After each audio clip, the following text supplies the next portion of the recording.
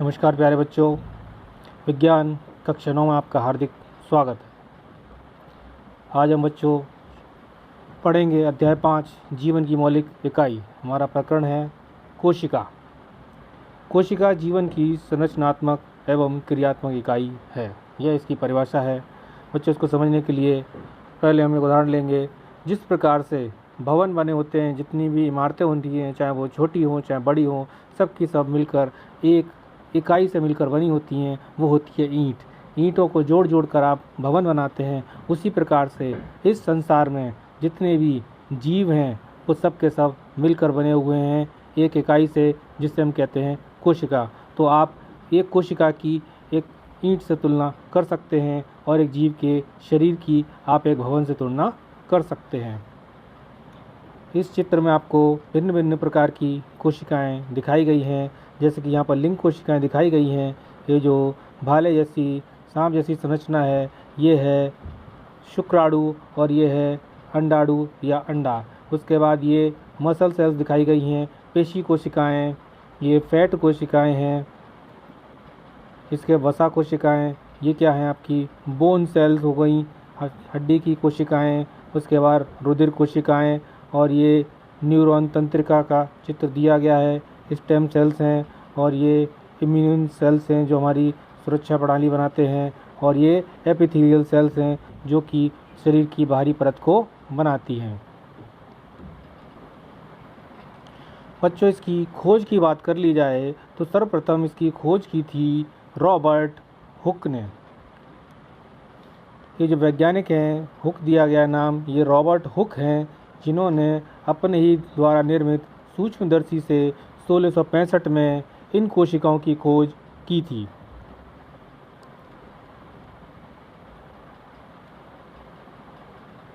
इन्होंने क्या किया था, जो कॉर्क एक पौधा होता है क्यूरकस सुबर, उसकी जो छाल होती है उसे हम कहते हैं कॉर्क, और उस छाल को इन्हें क्या किया, उसको पतला पतला काट के अपने सूक्ष्मदर्शी द्वारा देखा।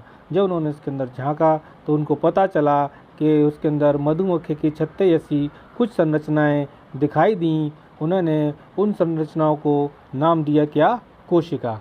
इस तरीके से जिस तरह छत्ते के अंदर संरचनाएं पाई जाती हैं, उसी प्रकार से उनको सूक्ष्मदर्शी के अंदर कुछ संरचनाएं दिखाई दी, जिन्हें उनने कोशिका नाम दिया। बच्चों, अब बात करते हैं संयुक्त सूक्ष्मदर्शी की। संयुक्त सूक्ष्मदर्शी का नीचे का भाग जो होता है उसे हम बच्चों आधार कहते हैं, जिस पर ही रखा रहता है। इस आधार के ऊपर एक घूमी हुई भुजा होती है। भुजा से जुड़ी हुई एक देह नलिका होती है।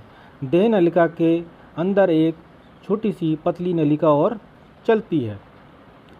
देह नलिका से जुड़ी होती है एक तस्तरी नुमा संरचना, जिसे हम नोज पीस कहते हैं। नोज पीस के अंदर विभिन्न विभिन्न पावर के इसके अंदर ऑब्जेक्टिव लेंस लगे रहते हैं, जिनका हम अलग अलग प्रयोग करते हैं। इसके बाद आधार से जुड़ी हुई ऊपर उसमें एक चौकोर स्टेज लगी रहती है, मंच लगा रहता है। इस मंच में एक बीच में छिद्र पाया जाता है। इस छिद्र के ठीक नीचे एक संरचना, जिसे हम कंडेंसर या संग्राही कहते हैं, जो पर्याप्त मात्रा में रोशनी को मेंटेन करता है। इसके ठीक नीचे एक दर्पण भी लगा रहता है। दर्पण का कार्य होता है प्रकाश को परावर्तित करके ट्यूब के अंदर डालना। स्टेज पर 2 क्लिप लगी रहती हैं, जिससे कि जो स्लाइड होती है उसको हिलने से रोका जा सके। अब ये जो ऊपर आप देख रहे हैं, एक प्रारंभिक समायोजन नट लगा रहता है, पेच लगा रहता है। जब हम इसको घुमाते हैं तो ये देह नलिका ऊपर नीचे हिलती है, जिसके कारण जो हमने स्लाइड रखी थी यहाँ पर, उस स्लाइड पर क्या होता है, फोकस केंद्रित किया जाता है। जो मटेरियल है उस पर फोकस बनाया जाता है। इसके बाद ये जो प्रारंभिक कोर्स समायोजन है इसे बोलते हैं कोर्स एडजस्टमेंट। इससे क्या होता है, ट्यूब अधिक मात्रा में ऊपर नीचे गति करती है जब इसको आगे पीछे घुमाते हैं, जबकि सूक्ष्म समायोजन से बहुत ही बारीक, बहुत ही धीमे धीमे गति करती है, जिससे कि बाद में अच्छी तरह से स्पष्ट रूप से जो पदार्थ है उसके ऊपर फोकस बना लिया जाता है। और इसमें ऊपर से जो ऊपर की ट्यूब है इसमें नेत्र लेंस लगा रहता है, जिसके द्वारा हम आँख से यहीं से उस पदार्थ को देखते हैं। ये घूर्ण पेच लगा हुआ है, आवश्यकता पड़ने पर हम इसकी भुजा को आगे पीछे कर सकते हैं ज़रूरत पड़ने पर।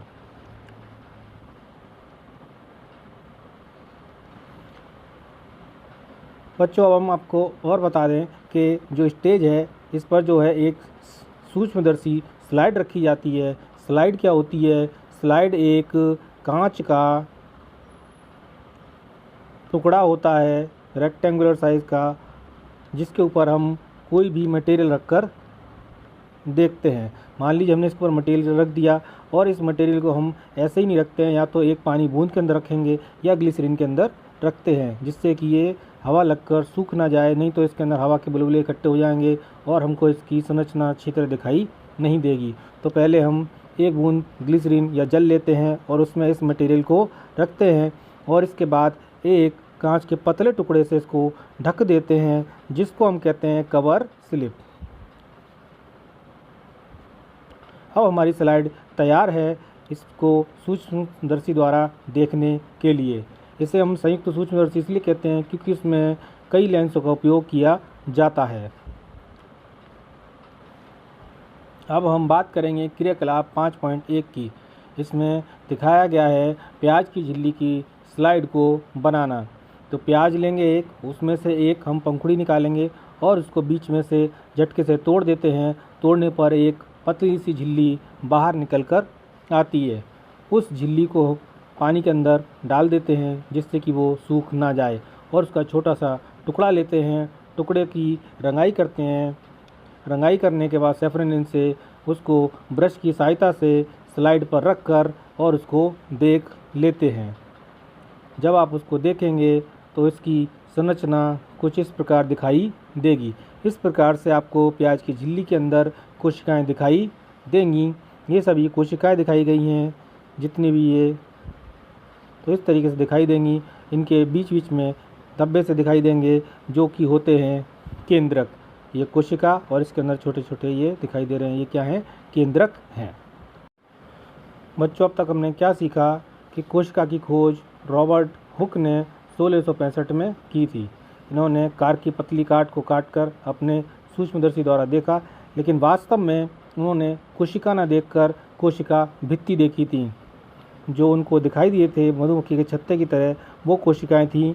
उनके अंदर कोशिका की भित्तियां थीं, उनके अंदर कोशिकाएं मौजूद नहीं थी। कोशिका के अंदर का जो द्रव था, कोशिकांग थे, सब के सब मर चुके थे, मृत थे।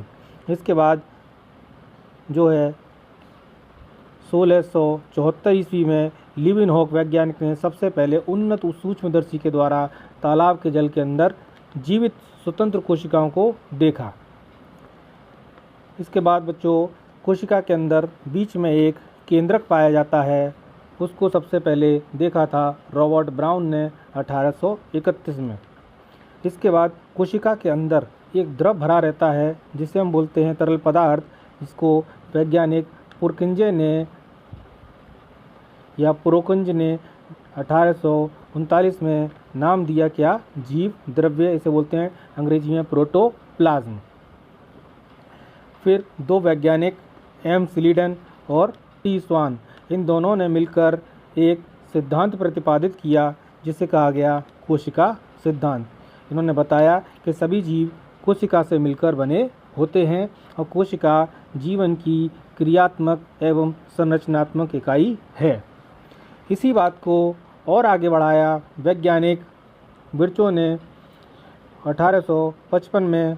उन्होंने अपना सिद्धांत दिया जिसको उन्होंने बताया कि कोई भी जितनी भी सभी कोशिकाएं हैं वो पूर्ववर्ती कोशिकाओं से बनती हैं। एक कोशिका के अंदर जितने भी पदार्थ होते हैं, अगर हम सारे पदार्थ ले लें तब भी हम एक प्रयोगशाला में एक कोशिका का निर्माण नहीं कर सकते हैं। कोशिका का निर्माण केवल कोशिका से ही हो सकता है। इसी को कहा गया है ओमनिस सेलुला ई सेलुला। ओमनिस सेलुला ई सेलुला। इस लाइन को आप लोग याद रखेंगे, बहुत ही इम्पोर्टेंट लाइन है। किसने कहा है? रोडोल्फ विर्चो ने। उसके बाद 1940 में इलेक्ट्रॉनिक सूक्ष्मदर्शी की खोज की नॉलेन रस्का वैज्ञानिक ने, जिसके बाद इसको अच्छी तरीके से देखा गया और जानकारियाँ हमको प्राप्त हुई। बच्चों, कोशिका की आकृति की बात कर ली जाए तो वो कई आकृतियों की हो सकती है, जैसे कि ये चिकनी पेशिकी की कोशिका है जो किनारे पर नुकीली है और लंबी है। गोलाकार की भी हो सकती है कोशिका, जैसे कि रुधिर कोशिकाएं होती हैं, लंबी हो सकती हैं, जैसे कि ये तंत्रिका कोशिका दिखाई गई है। ऊपर का ये साइटोन बॉडी होता है और इसमें डेंड्राइट्स निकले हुए रहते हैं। ये चित्र यहाँ पर थोड़ा सा अधूरा है। तंत्रिका कोशिका है। इसके बाद अंडाणु है, अस्थि कोशिका है, वसा की कोशिका है और शुक्राणु हैं। तो अलग अलग आकार और प्रकार की कोशिकाएं पाई जाती हैं। बच्चों, विकास के आधार पर भी कोशिकाएं दो प्रकार की होती हैं, प्रोकैरियोटिक कोशिका और यूकैरियोटिक कोशिका। इसको हम बाद में डिस्कस करेंगे। पहले हम बात कर लेते हैं यूकैरियोटिक कोशिका। जो कोशिकाएं आपको सामने दिखाई गई हैं, ये कैसी हैं? यूकैरियोटिक कोशिका हैं। तो पहले जो दिखाई गई है वो है जंतु कोशिका और बाद में दिखाई गई है वो है पादप कोशिका। तो जंतु कोशिका, पादप कोशिका दोनों को हम एक साथ पढ़ेंगे। देखिए, ये जंतु कोशिका, ये पादप कोशिका। तो कोशिका के अंदर सबसे बाहरी परत कौन सी होती है? अगर हम पादप कोशिका की बात कर लेंगे तो इनके अंदर पाई जाती है कोशिका भित्ति। ये मैंने हरे रंग में इसलिए दिखा रखी है क्योंकि ये पौधों के अंदर ही पाई जाती है और ये जंतु कोशिका के अंदर नहीं पाई जाती है, केवल पादप कोशिका के अंदर पाई जाती है। इसके बाद अगली जो भित्ति होती है उसे हम कहते हैं प्लाज्मा झिल्ली या कोशिका कला। कोशिका कला या प्लाज्मा झिल्ली, ये दोनों के अंदर पाई जाती है, जंतु कोशिका और पादप कोशिका के अंदर। इसके बाद बच्चों, इसके अंदर जब हम जाते हैं प्लाज्मा झिल्ली के, तो हमको पूरे में एक द्रव भरा दिखाई देता है, जिसे बोलते हैं हम कोशिका द्रव या कोशिकीय द्रव। ये भरा हुआ है कोशिकीय द्रव पूरे के अंदर, साइटोप्लाज्म। इसके बाद ये एक क्या है? जीवन की इकाई है। तो जीने के लिए जितनी भी क्रियाएं होती हैं वो सब की सब इस कोशिका के अंदर भी चलती रहती हैं। तो इतनी सारी क्रियाओं को नियंत्रित करने के लिए क्या होता है? एक कोई ना कोई सेंटर चाहिए होता है जो सारी क्रियाओं को नियंत्रित करे। इसलिए बीच में एक केंद्रक पाया जाता है जो कि सभी क्रियाओं को नियंत्रित करता है। ये है बीच का केंद्रक। इस केंद्रक के द्वारा सारी क्रिया नियंत्रित होती हैं। इसके अंदर आनुवंशिक पदार्थ डीएनए और आरएनए पाए जाते हैं। तो जो कोशिका द्रव्य था दो भागों में बटा हुआ है, एक तो केंद्रक और केंद्रक के बाहर। तो केंद्रक के बाहर की बात कर ली जाए, केंद्रक के बाहर क्या होता है? बहुत सारी कोशिका के बाहर कोशिकांग पाए जाते हैं। कोशिका के अंदर जितने भी अंग पाए जाते हैं हम कहते हैं कोशिकांग, ऑर्गेनेली। तो सबसे पहले हम देखेंगे ये जो केंद्रक है ये क्या है? दोहरी झिल्ली का बना हुआ होता है। इसके अंदर दो झिल्ली होती हैं, एक अंदर की और एक बाहर की। बाहर की झिल्ली क्या होती है? मुड़कर संरचनाएं बनाती है, जिसको हम कहते हैं अंतर्द्रव्यी जालिका, या अंग्रेजी में इसका नाम होता है एंडोप्लाज्मिक रेटिकुलम, या शॉर्टकट में हम इसे बोल देते हैं ER, एंडोप्लाज्मिक रेटिकुलम। तो ये जो ER संरचनाएं हैं, इनके अगर ऊपर एक छोटा सा कोशिकांग है जिसे बोलते हैं राइबोसोम, ये राइबोसोम अगर पाया जाता है तो वो कैसा हो जाती है? वो हो जाती है रफ, खुरदरी ER कहलाएगी। जब राइबोसोम मौजूद है किसी चीज़ पर, आज जैसे आप बिस्कुट है, चिकना है, अगर आप उसके ऊपर छोटे छोटे छोटे अगर आप मोती डाल देंगे तो क्या हो जाएगी, सतह कैसी हो जाएगी, खुरदरी हो जाएगी। उसी तरीके से ये जो है ईआर कैसी हो गई, खुरदरी। और जिस पर राइबोसोम नहीं लगे रहते हैं उसे हम कहते हैं चिकनी ईआर। इनके क्या कार्य होते हैं ये हम बाद में डिस्कस करेंगे। अभी आप सिर्फ इनके नाम याद कर लें, कहाँ पर कौन सी चीज़ पाई जाती है। ईआर के बाद आप देखेंगे इसके अंदर जो जंतु कोशिका है, इसके अंदर तारक केंद्र या तारक काय पाया जाता है, जो कि पादप कोशिका के अंदर नहीं पाया जाता है। इसके बाद आप देखिए गोल्जी उपकरण यहाँ पर पाया गया है। ये गोल्जी उपकरण दिखाया गया है। गोल्जी उपकरण दोनों में ही पाया जाता है, यहाँ भी पाया जाएगा और इसके अंदर भी पाया जाएगा, पादप कोशिका के अंदर। इसके बाद लाइसोसोम, इसके अंदर कुछ हाइड्रोलाइटिक एंजाइम भरे होते हैं, इनके बारे में भी हम बात करेंगे, इंपॉर्टेंट है। लाइसोसोम भी क्या होता है, दोनों के अंदर पाए जाते हैं। इसके बाद ऊर्जा का उत्पादन करने के लिए दोनों कोशिकाओं में क्या पाया जाता है, माइटोकॉन्ड्रिया पाया जाता है। ये क्या है, ये माइटोकॉन्ड्रिया दिखाए गए हैं दोनों के अंदर। तो ये माइटोकॉन्ड्रिया यहाँ भी पाए जाएंगे, जंतु कोशिका पादप कोशिका के अंदर दोनों में पाए जाएंगे। अब चूँकि जंतु कैसे होते हैं, ये जो होते हैं विषमपोषी होते हैं, जबकि पादप कैसे होते हैं, स्वपोषी होते हैं। तो इसलिए यहाँ पर एक कोशिकांग पाया जाता है हरित लवक। ये हरित लवक है जो कि प्रकाश संश्लेषण की क्रिया करता है।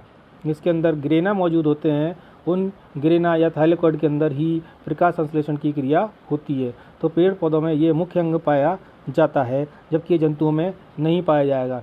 इसके अलावा इनके अंदर रसों को संचित रखने के लिए कुछ रसधानियाँ पाई जाती हैं। पौधे के अंदर बड़ी बड़ी रसधानियाँ पाई जाएंगी, जबकि जंतु के अंदर या तो नहीं पाई जाएगी तो बहुत ही छोटी सी पाई जाएंगी, जबकि इसके अंदर बहुत सारी बड़ी बड़ी रसधानियाँ पाई जाती हैं।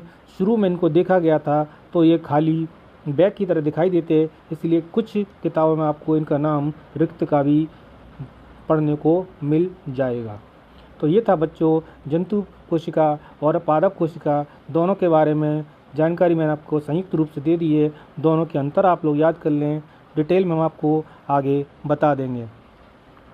अब तक का लेक्चर आप लोग याद रखें, मिलते हैं फिर, धन्यवाद।